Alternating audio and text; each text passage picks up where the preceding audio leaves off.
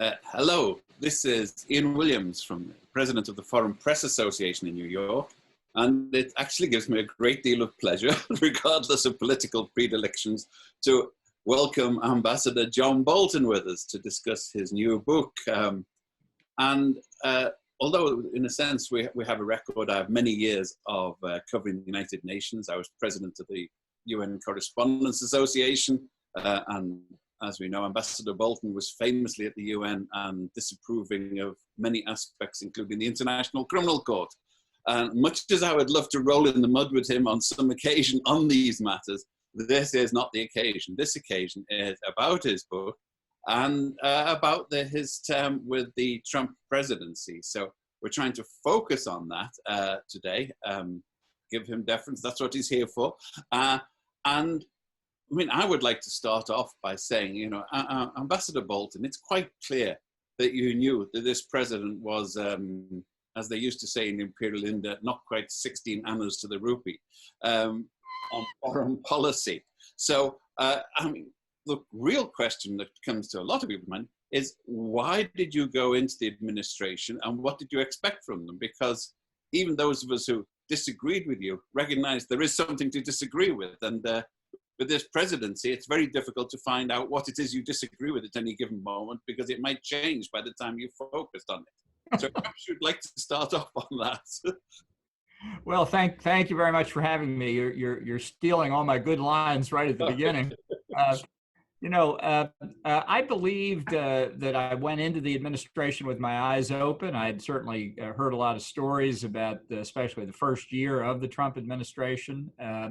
But I had also had a number of discussions with Donald Trump before the election, during the transition, during his first year in office. And I was optimistic that it could be made to work, that the U.S. faced a lot of threats and challenges around the world. I thought I could contribute to solutions. So notwithstanding all the criticism, all the stories out there, I believed it was possible that once in the White House, even Donald Trump would appreciate the breadth of the challenges he was facing. So in many respects, the book is the story of whether I was right in that prediction or not. How did you, did it live up? Did it live down to expectations? In your book, you called on your sort of ancestral skills from years of working with administrations, that you were of being a square wheel in a round hole, or the other way around in administrations, on which strings to pull, who to call on, and how to play the bureaucrats against each other. And your book details how you go into this with some relish. And I must say, I read it with some relish, being a confirmed anti-bureaucrat myself. But I mean, what was it as bad as you thought? Did you think you managed at the end of it all to achieve what you wanted, despite the best efforts of so many people to frustrate what you wanted? Well, I think with respect to President Trump, what became clear was that he was not operating on the basis of a coherent philosophy. He was not a conservative Republican. Now, I don't mean by that to say he was a liberal Democrat. He just wasn't anything. Philosophy, grand strategy, even policy were not the ways in which he addressed problems. He addressed them transactionally, ad hoc. Decisions could be made one day, reversed the next day again. It was hard to articulate consistent strategic objectives. It was certainly even harder to try to move toward these objectives. And this was something that I think troubled our allies very greatly, and helped persuade our adversaries that they could take advantage of the administration. So there were things I think we did accomplish. I know not everybody watching may agree, but I think getting out of the Iran nuclear deal was a major step forward. I think that it was important to build up the military budget after very, very low levels during the Obama years, and I think progress was made there. And I try and lay out in the book, it's not a story of total gloom, in the sense that I think there were a number of correct decisions. The problem was, even when we got to what I consider to be the right answer, we didn't get there in a persistent, coherent way. And that has to be troubling, given the range of interest the U.S. has around the world, that it's not adequately protecting or advancing. Look, we've got questions coming from the audience. You don't really, Ukraine is mentioned much outside, but in the context, Ukraine was often discussed, and you mentioned the words, a wall between, on what we see. You used the word a wall, which was not very apparent. This was an issue which many people reprehend, sort of, let's say, concerned that you did not go to the Senate to tell what you knew about this in the impeachment hearing when it could have made a difference, and you waited for the book. Do you want to explain your rationale for deciding to wait till after the impeachment hearing when you couldn't have a direct effect and wait until now? Sure, and I addressed this in the book in the chapter on Ukraine. Basically, my view was that the House advocates of impeachment badly botched the way they handled it. I call it impeachment malpractice. They turned it into a partisan fight that pushed away Republicans who might have been open to considering on some kind of objective level exactly what Trump's behavior was. They pushed the Republicans away in the House, and they guaranteed a partisan approach in the Senate as well. It's not hypothetical to say that we've had experience in the U.S. how to conduct impeachment on a more bipartisan basis. It happened in the Watergate scandal when Sam Ervin, a Democrat, and Howard Baker, a Republican, cooperated on the Watergate committee. There was none of that in the Trump impeachment effort, just as there was little or none in the Clinton impeachment effort of the late 1990s, which of course also failed. And my judgment was that after the House went one way and the other way and up and down and couldn't make its mind up, by the time the House finally voted, there wasn't anything that I could say that would have made a difference anyway. And so my feeling was that I was in the process of writing a book. And while it might not take a village to tell the whole story of the Trump administration, you can't tweet about it or write op-eds or even testify in Congress and tell the whole story. So now I've laid the book before the American people. They can read it. They can make up their own mind. If an election campaign is not the best time to judge the character and competence of a president, I don't know what time is. Many of the issues that you've dealt with are very hot-button issues at the moment. But amongst the recurring themes that come up are, well, let's start with China. It's quite obvious that, in a sense, you share the president's, let's say, obsession with China. In his case, which he's blamed for everything from bad chow mein to the virus. I mean, you lay out rationally what China did wrong about the coronavirus, but you don't turn this into a xenophobic rant the way the president sometimes does. But I mean, we have very serious questions here, and one of the things you often possess or claim is a realpolitik. At the moment, we have Hong Kong, which has just blown up this week since you wrote the book, when the Chinese Beijing imposed its security laws on Hong Kong.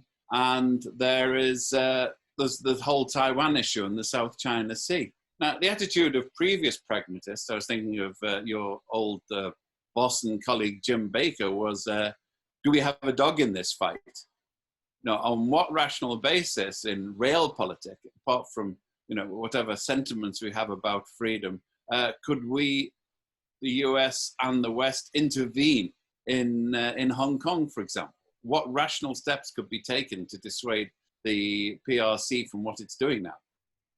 Well, this is, I think, if we could take Hong Kong and then Taiwan separately. In the case of Hong Kong, following the one country, two systems approach, U.S. trade and other laws are designed to treat Hong Kong very differently than the rest of China. And what Congress is going through now is effectively changing those so that Hong Kong will no longer be deemed a separate entity subject to different American trade and other economic relations laws. That will have a very negative effect on Hong Kong, I'm afraid. And in a sense, by admitting that the Chinese have ended the one country, two systems policy, it's going to cause great difficulty for Hong Kong. One would hope that Beijing would appreciate this is bad for China as a whole and back away. I don't see any evidence of that at the moment. But internationally, let's not forget that the one country, two systems idea was enshrined in an international agreement between the United Kingdom and China. It's supposed to last for 50 years. We're roughly halfway through it right now. And the Chinese are ignoring it by not just the new legislation that they've imposed on Hong Kong, but by a range of other steps they've taken over the past several years. So that tells us something about what it means to China to make a commitment like that, even if there's no enforcement mechanism that the U.S. or the U.K. or anybody else can resort to. I think it says a lot about the nature of the regime in Beijing and should lead us to wonder how committed China would be to a trade deal, how committed it would be to arms control, how committed it would be to a range of things. Now, Taiwan, I think, is really very separate, although the one country, two systems approach was, of course, originally designed with Taiwan in mind. If there were any sentiment in Taiwan about a growing rapprochement with Beijing, I think what's happening on the streets of Hong Kong is dissipating that. I think the example of Taiwan really is so important now in East and South Asia that Taiwan is in a stronger position internationally than it's been really since 1949. And I think that's very important going forward. I think the example of how Taiwan behaved with respect to the coronavirus compared to how mainland China behaved is a very graphic example of the difference in approach of the two governments and really the two societies. So at this point, any enhanced Chinese provocations in the East China Sea, I think would be met with a very strong international response. And I think this is part of a growing transformation, not just in the United States, but in Europe, in Japan, Australia, Singapore, India, many places around the world, looking at the assertive policies we see coming from Beijing and realizing this is something that is a problem for everybody that has to deal with China, whether at the economic or the political level. I can't imagine either Deng Xiaoping or Zhou Enlai being as stupid as this about the flagrant disregard of agreements, because it was one thing they tended to be quite punctilious about. But where do we go in terms of, you report sort of fairly continuously that the president was somewhat reckless and careless of things like the Taiwanese rights, how the Taiwanese stood up, and we get the impression that if he could have put them in a package with a bow on and said, give me a trade deal, he would have handed it over on the spot. That's possibly an exaggeration, but possibly not from the way you describe it. How does it feel for people in Taiwan and other places to know that there's a transactional president who isn't going to honor anything any more than the Chinese are?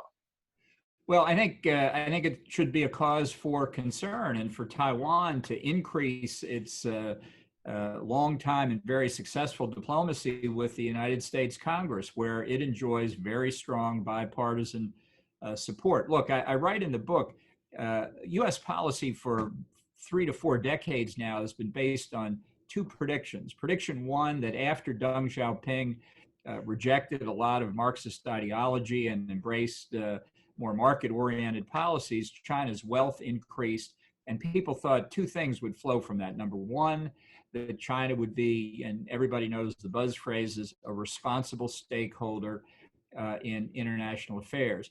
That has not turned out to be the case. China continues to steal almost everybody's intellectual property, engage in forced technology transfers, discriminates against foreign investment and trade. It's gaming the system. It's pursuing a mercantilist policy. in what's supposed to be a free trade oriented international economic environment. And number two, it was widely predicted that the increase in domestic wealth in China would lead to greater democratization, that these village elections we used to read about 30, 35 years ago would spread to provincial elections, then you'd have national elections, and China would begin to look like other successful East Asian industrial democracies. In fact, the opposite has proven to be the case. In Xi Jinping, we've got probably the most authoritarian Chinese leader since Mao Zedong himself. So these two predictions that really underlay much of U.S. policy toward China for many decades now have proven to be wrong. And I think that's what's causing the second look at what U.S. policy should be. And we've heard from friends and allies all around the world when they complain about the Trump administration's handling of trade disputes with the EU or Japan or Australia, why are you fighting with us when what we should be doing is joining together to deal with the real problems posed by China? Well, one of the real problems posed by China is to the Uyghurs in the west of the country, which has been resolutely ignored, I think, by the president and others. Do you think there's any rational or reasonable pressure that can be applied to the Chinese for what are fairly clearly flagrant breaches of human rights and ethnic rights? Almost every charter about the rights of individuals and of collectives is being ripped up out there. Yeah. Well, there's repression of the Uyghurs. There's obviously what's going on in Hong Kong. There's been repression of religious freedom for many years. And I think certainly what I advocated when I was in the administration, what I think is even more important now, when you see this kind of behavior, it provides an opportunity to put asymmetric pressure on China. So, for example, I've believed for quite some time that the United States should grant full diplomatic recognition to Taiwan. Now, people's attention is usually gotten pretty quickly when I say that. You don't have to do it all at once. But there are a number of things that the U.S. over the years inexplicably has done to satisfy Beijing but that serve no American interest. For example, I met with my Taiwanese opposite number national security advisor in a U.S. government building when I was national security advisor, the new executive office building across the street from the White House. This caused huge ripples in China because American officials for years have had to go to a coffee shop to meet with a Taiwanese representative. That's ridiculous. It inconveniences Americans. We should be able to meet with who we want to meet with in American buildings. How's that for a radical thought?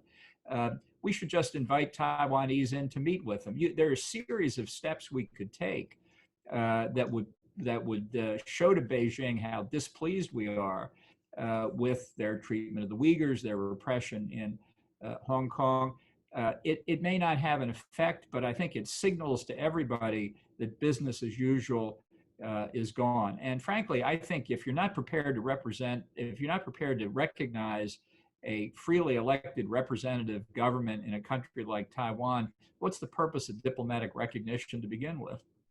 Well, just on a parochial level here, of course, we've been protesting for years that Taiwanese correspondents are not allowed into the United Nations because of Chinese pressure, which is, but that's sort of symbolic of the international community's kowtowing to the PRC. Very occasionally, people stand up to them. I don't think it was on your watch, but I remember when the Chinese were going to veto a peacekeeping force in Haiti because Haiti recognized Taiwan. Right. The chairman of the non-aligned, as it was, I think Ambassador Bolton went into them and said, there will be repercussions if you do this. And they backed down. That's the key point.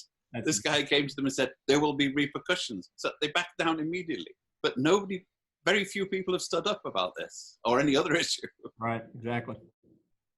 Or we have, the other issues that come up. One of the recurring themes in the book is how the son-in-law and the daughter of the president keep popping in and out of meetings. It's almost Zelig-like. They appear on all sorts of occasions. They appear in all sorts of photographs. And I think most astoundingly, they were left to negotiate the so-called deal of the century in the West Bank, with possibly, most people tend to think, fairly catastrophic possible consequences. I mean, what type of personal diplomacy is this when the fact that you're a property magnate who's the son-in-law of the president makes you an expert on a very complex, fragile issue? Oh, and regardless of your sympathies, is this a good way to carry out foreign relations? No, and it's a mark of the way Trump does business in a lot of areas. That in this case, Jared Kushner happened to be an employee of the United States, but certainly not in the NSC or State Department or other recognized channels. Just like the president used Rudy Giuliani in Ukraine, and who knows who he might be using in other countries. And I think, again, this confused our friends and allies. Who is it that they're supposed to talk to? And because officials in other countries want to make sure their message gets through, if they think that the only person the president's going to listen to is Jared Kushner, he becomes more and more important. And the efforts of the rest of the government to even to execute policy that they have been directed to execute get harder and harder to do. So one of the consequences of a second term, and I think I quote Mike Pompeo to this effect, he said to me one time, you know, in a second term, it might be just the Donald, Jared, and Ivanka show. Well, that's an even more frightening prospect than the current one. But you have, I mean, one of the issues that is current this week where things blow up, what type of, this happened after your watch, but why would there suddenly be an announcement of a deal of the century over Kosovo and Serbia? And you know, what type of influence was behind that? Was that conceived when you were watching, or is this a new aberration? Well, I did actually have comments to make on that from my time there, because I felt that there were a number of steps we needed to be taking in the Balkans and Eastern and Central Europe generally to reduce the efforts of Russia to increase their influence, to try and restore a little bit of the Cold War flavor. So Ukraine, obviously the country most on the line, the one most directly jeopardized by Russian efforts. But I wanted to do some things that were somewhat unconventional. I wanted to reach out to Belarus, for example, to make sure that didn't get absorbed back into a greater Russia. And I found Poland and Ukraine receptive to the idea of trying to have more discussions with Belarus about their own security. I felt that in the Balkans in particular, with the proliferation of new countries there since the breakup of Yugoslavia, that the dangers of instability remained, and that with some of these conflicts and disputes not being resolved, that was fertile ground for somebody who wanted to cause trouble. So I think the resolution of the Macedonia name question, for example, hard for most Americans to understand why this was an issue, but it was, and I understand why.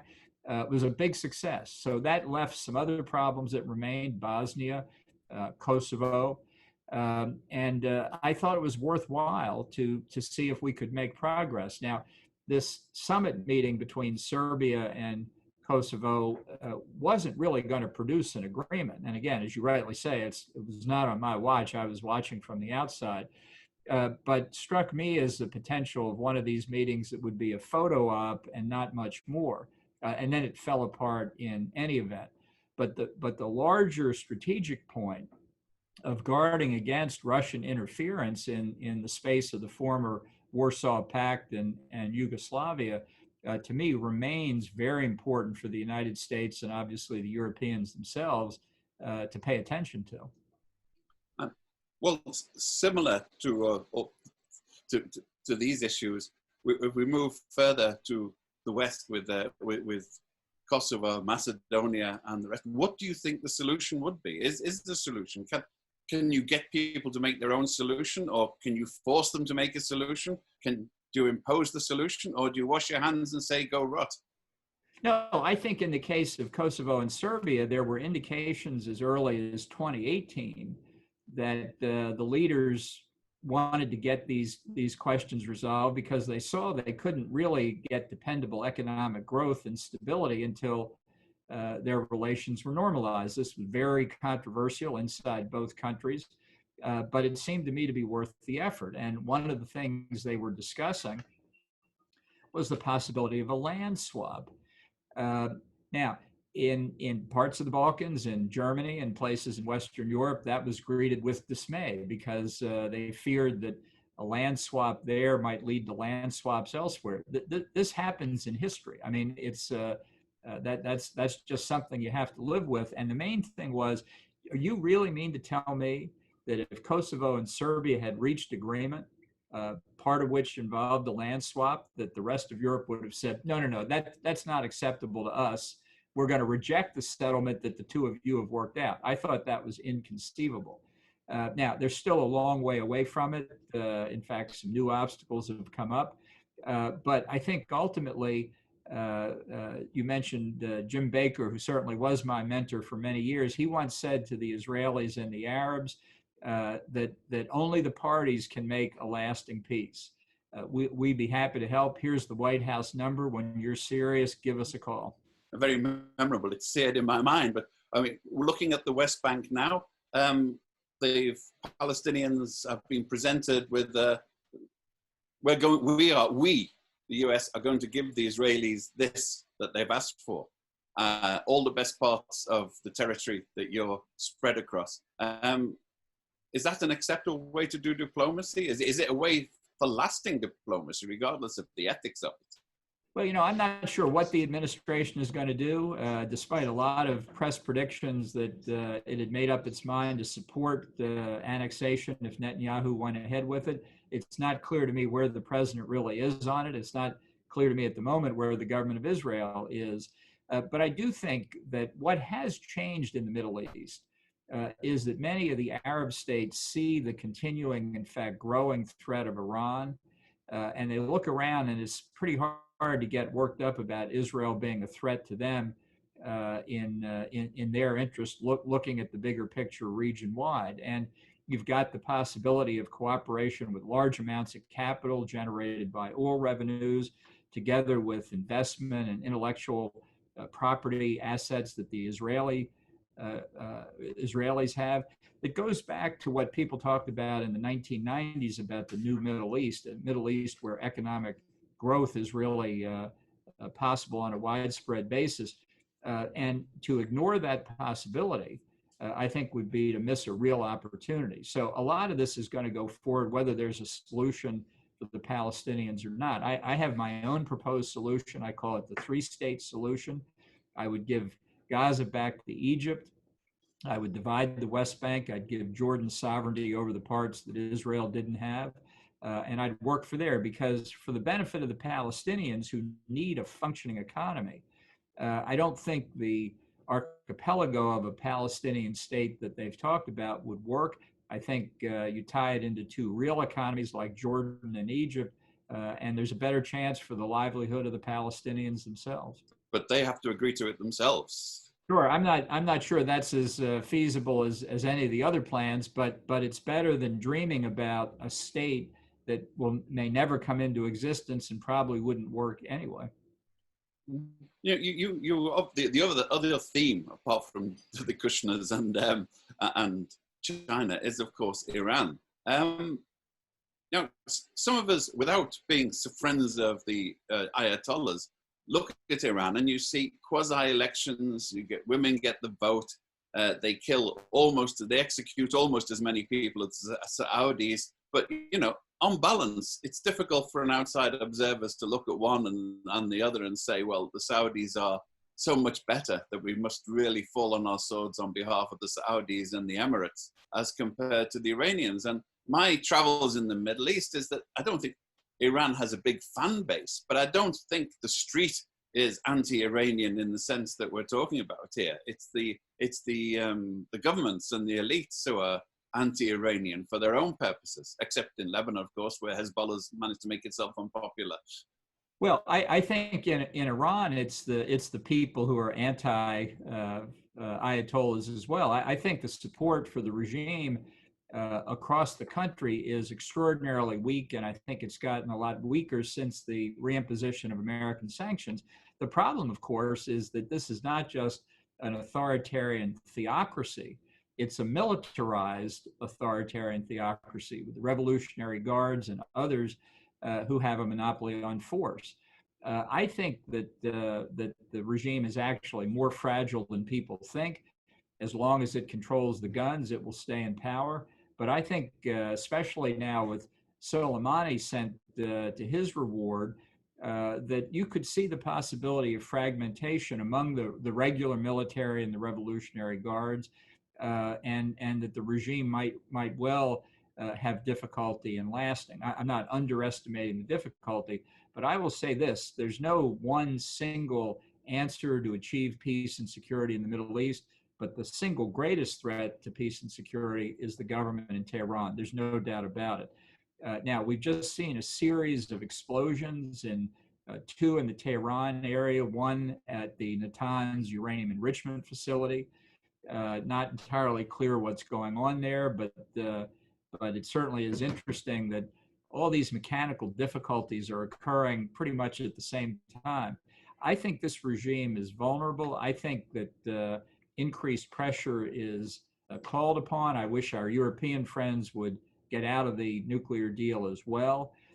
And I think that ultimately, if we could get a new regime of almost anybody else other than the Ayatollahs and the Revolutionary Guard, the Middle East would be a safer place.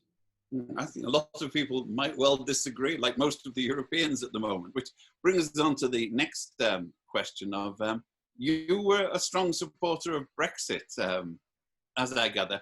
So what have you got against the European Union? I can understand lots of Brits still nostalgic for the empire. I think we can go and take back India, Australia, and the rest without European trammeling us. But how does this work with US? I mean, I'd always assumed that the US had the US assumed it had a vested interest in Britain being, the Trojan horse inside Europe, making sure that Europe didn't do anything that the US didn't want. Look, I think what we've seen over the past 20 years is proof that the European Union is less than the sum of its parts. I think the West as a whole is weaker because of the European Union. And I think that's reflected in Trump's very strong view about why NATO members, obviously the EU and NATO are not coextensive, but why NATO members in the EU have not lived up to their own commitment about defense spending being equivalent to 2% of gross domestic product. I think getting Britain out of the European Union strengthens the West. And I'm looking forward to undoubtedly some hard negotiation, but a bilateral trade agreement with Britain. I think the Canadians will come into that. I think it'll show the enormous potential for economic growth that's stifled by the regulatory morass of the European Union. And there's a larger philosophical objection for me as well. I think the institutions of the European Union in Brussels are divorced from democratic legitimacy. And I think that's one reason that explains the animosity toward Brussels in many countries that are EU members. When I was at the UN, I detected the European Union wanting to spread the blessings of Brussels into the international system and do for us what they had managed to do for themselves, something I strongly resisted. So I believe Britain's Declaration of Independence is a great thing. I was there in 2016 on the day of the referendum. It was one of the most exciting political events I've ever observed. You could feel the palpable sense of people saying, actually, we just as soon govern ourselves. So I wish nothing but the best for the Brits. And I think the US should do everything we can to make Brexit a success. It's going to be an interesting few years because some of us have known Boris Johnson for a long time and see far too many resemblances between him and the president in terms of long-term policy planning. Will it win me next week's election? Well, I don't see it that way. I think it was important for Boris Johnson to become prime minister because I think he had Brexit in his bones, and I think they're going to make a success of it. Obviously, COVID-19 has disrupted a lot of people's plans, but I think Boris is going to win this through. You do? No, well, another issue we can roll in the mud on some other occasion. But when we're looking at, you have for many years, you've been opposed to international regulations, international lawmaking, and the general point, but in particular in disarmament. And many of the points you're making pragmatically about the disarmament pacts, do you see anything replacing them? You discuss, you're involved in the negotiations on limitation of nuclear weapons and the START tests and so on. And, apart from the philosophical objections, a lot of your objections in the book seem to be based on the fact that these don't really work anyway. Yeah. That they're a fig leaf to cover good intentions, but don't deliver practical results. No, I think that's a fair statement. I think if you look at the Intermediate Range Nuclear Forces Agreement, for example, that the Trump administration withdrew from, the Russians had been violating it for years. And the irony is there was only one country in the world that was covered by a treaty that prohibited it from developing intermediate range forces, and that was the United States. China wasn't bound by it, Iran wasn't bound by it, India and Pakistan, and the Russians were cheating. So what exactly was the advantage to the United States in staying in that? You could have stayed in and tried to expand it instead of ripping it up if you wanted. Back in the Bush 41 administration, we considered that if you either have to make the Russians comply with it or you have to universalize it. Now, coming back to it 20 years later, do you think China's going to eliminate 2/3 of its ballistic missile force to come into the treaty? Iran will come into the treaty? It's not going to happen. The cat is out of the bag. But now there's a very serious question with New START, the existing bilateral treaty between the U.S. and Russia. And I will take credit, and I did put it in the book, to persuade President Trump, if you're going to negotiate another strategic arms limitation treaty, you ought to have China involved in it. It's not a bipolar nuclear world anymore. I don't consider wasting time on Iran and North Korea, but China is a serious player. It's a permanent member of the UN Security Council. And it's not enough to say, but China's got such a small arsenal compared to Russia and the United States, it's not fair to bring them in. What are we supposed to do? Wait until they get an arsenal that's as big as the US and Russia and then talk to them? I think China's making a mistake by boycotting these talks. I hope the administration sticks with the position that if we're going to have a new strategic arms reduction treaty, it's going to be with all three of those powers, and maybe the Brits and the French too. Why not?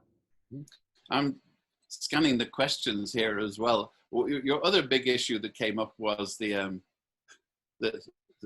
sort of Korean games on the parallel with presidents popping in and out or not popping in and out. South Korean president's not allowed to greet the North Korean president. South Korean president is more accommodating than you and the US to the North Korea. So do you see another summit before the elections? Do you think any of the presidents are going to see a big photo op again, or have they blown this one?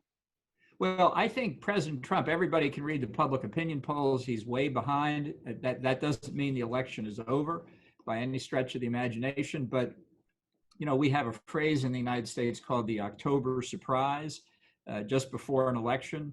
If the president felt he was in deep, deep trouble, another meeting with his friend Kim Jong-un might look like something that could turn things upside down again. But I think the North Koreans have basically shown exactly what they think of this whole process a couple of weeks ago when they literally blew up the building that they had constructed for liaison activities with South Korea. I think we wasted 2 years of activity and photo ops. And I think that North Korea took advantage of that by continuing its work on both its nuclear program and its ballistic missile program. So they weren't standing still. They were doing what proliferators always do, which is take advantage of time to advance their programs, thus leaving us, Japan, South Korea, in a worse position strategically. Well, you speak of the October surprise. In a sense, October is the anniversary of the Great October Revolution, and we have the Soviets, or the Russians, I should say, allegedly putting out bounties on US soldiers with the Taliban. Did this come up while on your watch, or was it something that's new? This could be the October surprise for the election, surely. Yeah. Well, not to comment on what went on when I was there. I don't have anything in the book about it, and I won't comment further. But look, I think when you have Russia or anybody else, but particularly Russia, which is a nuclear power, paying surrogates to kill American service members, that's essentially the same thing as Russians firing themselves directly to American service members. I'm confused by the administration's response. It's as contradictory and unclear as many other responses are. I found myself in agreement with Susan Rice writing in the New York Times yesterday, probably get both of us in trouble, that she said, if this information had come to me as National Security Advisor, fully corroborated or not, I would have alerted the president to it. I agree with that. I think he should have been told whether he liked it, whether we knew it for sure or not. It was apparently, according to the administration, sufficiently significant to tell allies in Afghanistan who might be mistaken for Americans so that we could have adequate force protection. I mean, I think this is a serious matter. Well, this also comes, another recurrent theme in your book, which might surprise a lot of people, is your emphasis on the need to cultivate allies. Your reputation as an America first, not make America great again, but, keep it where it is at least, is belied by your constant attention and your berating of the president for neglecting allies, for not grooming allies, and not getting people together on side, and not building coalitions internationally.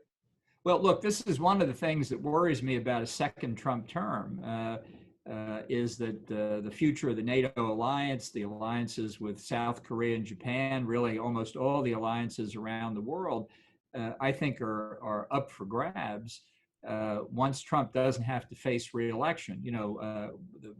One of the things that shows up again and again in the book is Trump making foreign policy decisions, even ones that I agree with, not based on the merits of the national security arguments that are made to him, but made on the basis that if he made a different decision, Republicans in Congress would react volcanically.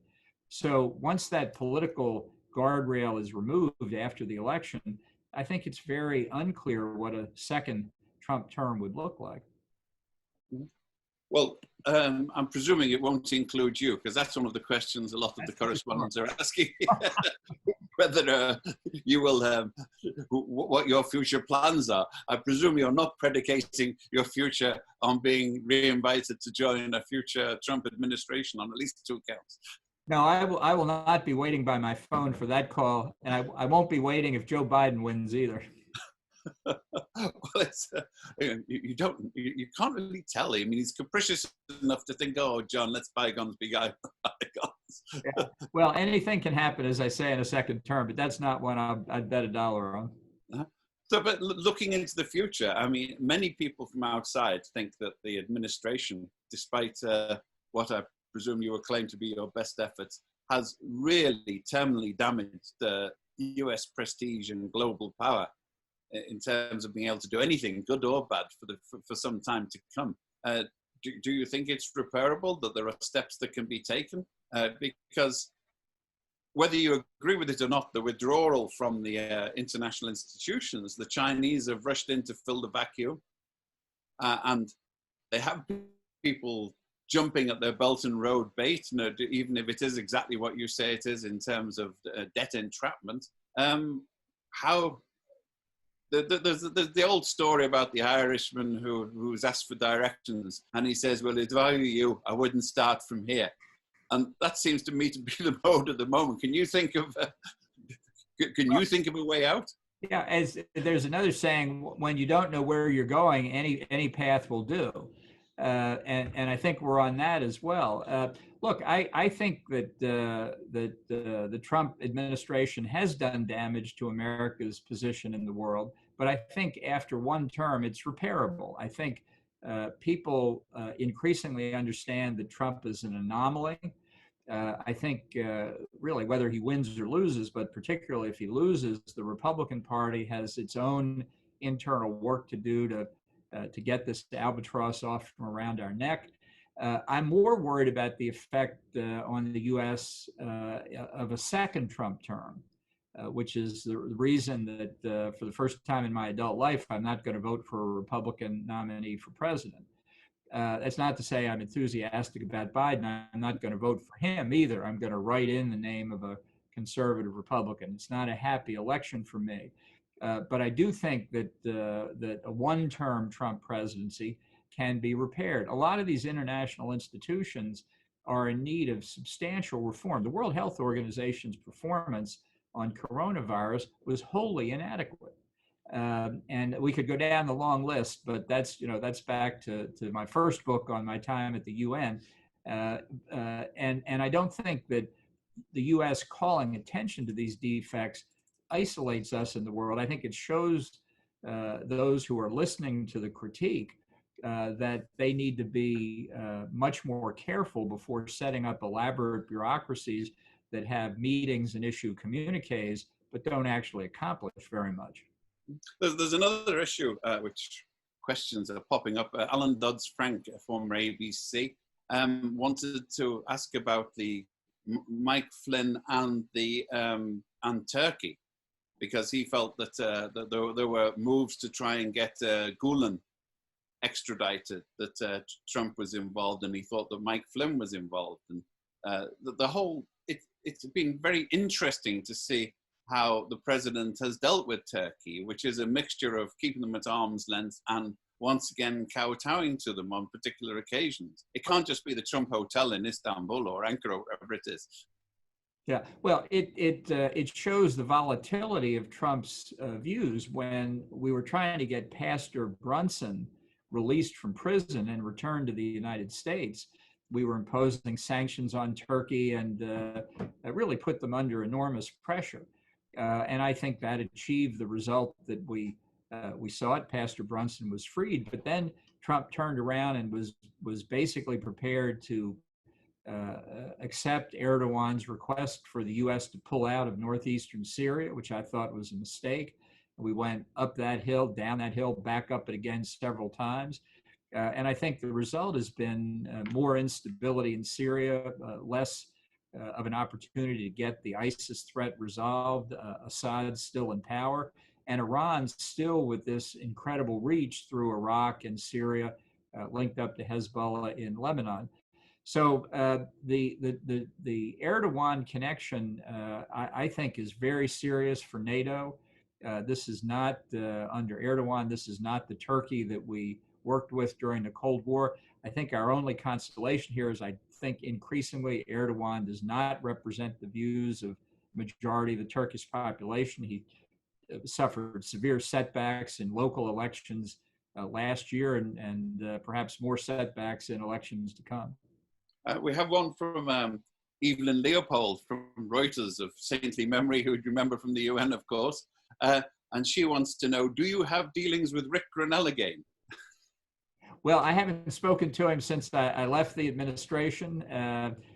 He's obviously looking for a job. I don't know if, of course, if the administration only lasts another 6 months, it'll be a short job. But no, I haven't spoken to him. Give my regards to Evelyn.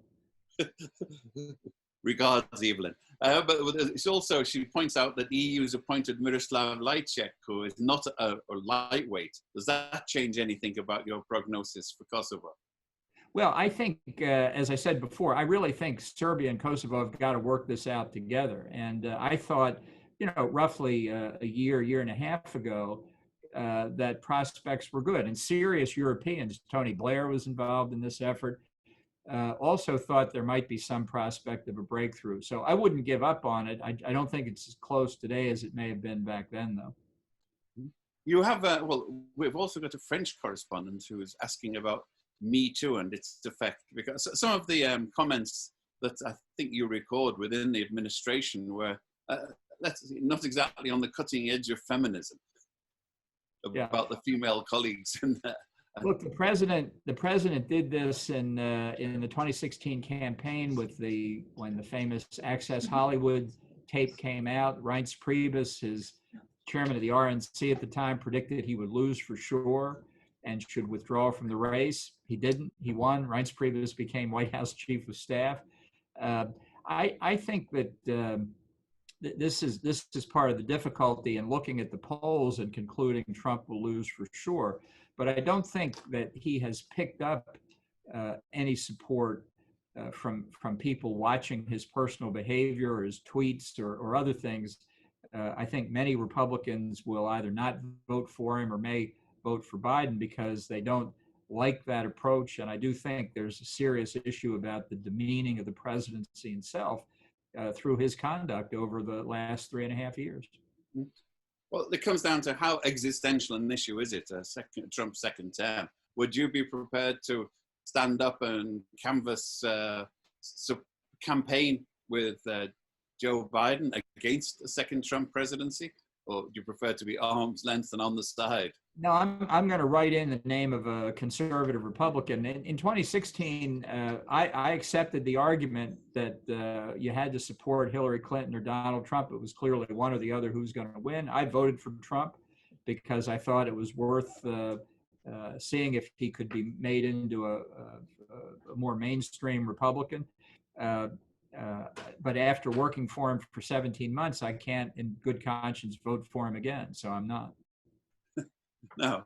And just getting back to this other question, do you have another book in the making, or a broader, more philosophical one? You know, John Bolton's Guide to the World, 21st Century, or? Well, it's possible. I think there will be an important philosophical discussion, certainly in conservative circles in the United States, that begins after the election. And really, whether Trump wins or loses, particularly if he loses, of course, it becomes more immediate. Because I think the United States continues to face a range of threats and challenges at a series of different levels: strategic, at the China and Russia level, proliferation with Iran and North Korea, the threat of international terrorism. We've got Maduro in Venezuela, still a Castro regime, even without Castros in Cuba, the Ortegas in Nicaragua.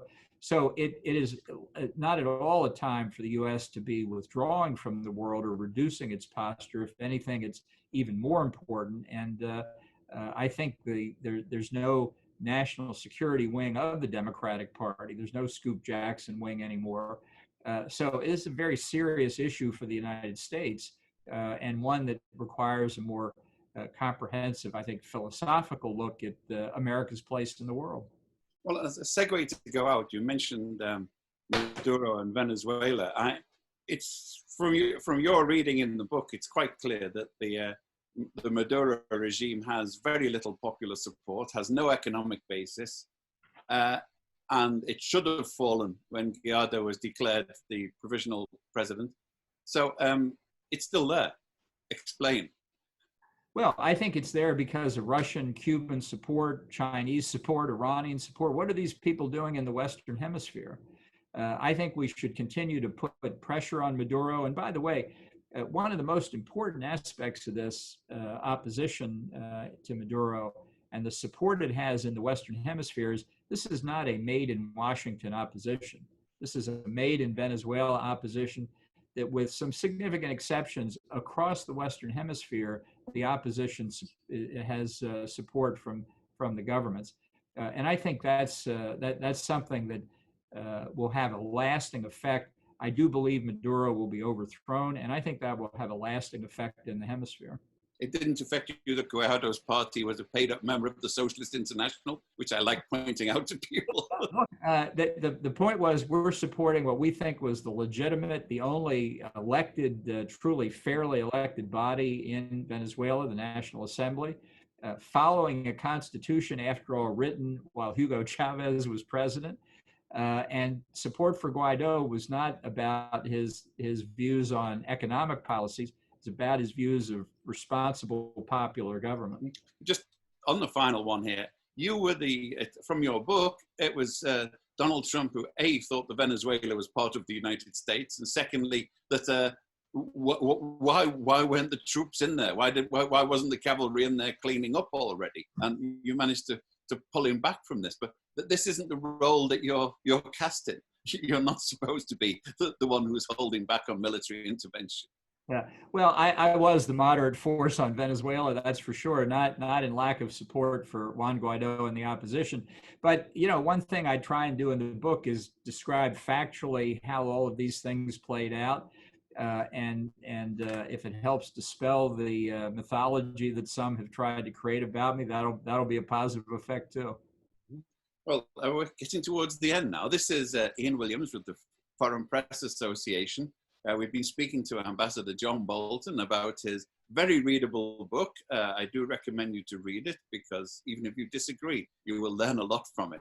And I hope that we can cross swords or discuss these things at more length. We can roll in the dirt on the UN at some point at your convenience. But thank you all for coming along, and thank you, Ambassador Bolton. Thank you to Jonathan King, who's been holding this together as we go. And maybe after the COVID virus, we can all get together and do the rolling in the dirt bit. But thank you very much, Ambassador. Well, thank you, Ian. Thanks to everybody who tuned in, and wish we could go on longer. And if people have questions, they can get in touch. Happy to try and respond. Thank you very much. Okay, thank you. Bye, everybody. Bye-bye.